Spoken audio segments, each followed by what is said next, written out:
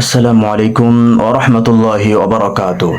অশুদ্ধ পড়েন এমন ইমামের পিছনে শুদ্ধ পড়নেওয়ালার নামাজের হুকুম।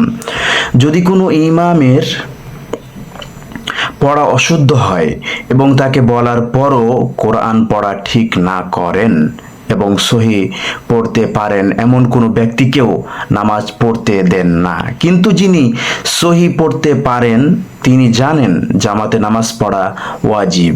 এই মুহূর্তে সহি পড়নেওয়ালা ব্যক্তি কি করবেন? জামাতে না একা একা নামাজ পড়ে নেবেন?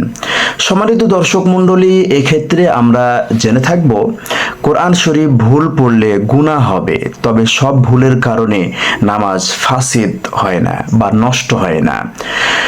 কোনো ইমামের পড়া এমন অশুদ্ধ হয় যে তাকে অর্থ বিগড়িয়ে নামাজ নষ্ট করে দেয়, তাহলে এমন ব্যক্তির জন্য ইমামতি করাই জায়েজ নেই এবং তার পিছনে সহি পড়নেওয়ালা ব্যক্তির ইক্তেদা করা জায়েজ নেই। সম্মানিত দর্শক মণ্ডলী, এই শুরুতে ইক্তেদা করলে সকলের নামাজ বাতিল হয়ে যাবে।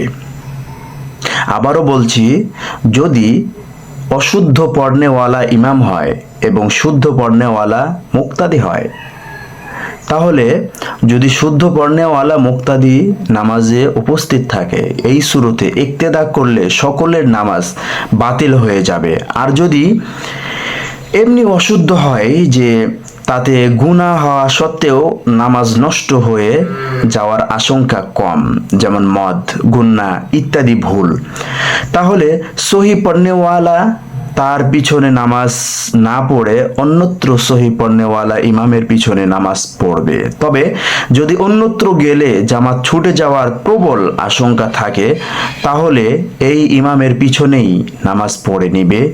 এক্ষেত্রে সহি পড়নেওয়ালার ইক্তেদার দরুন সকলের নামাজ ফাসিদ হবে না।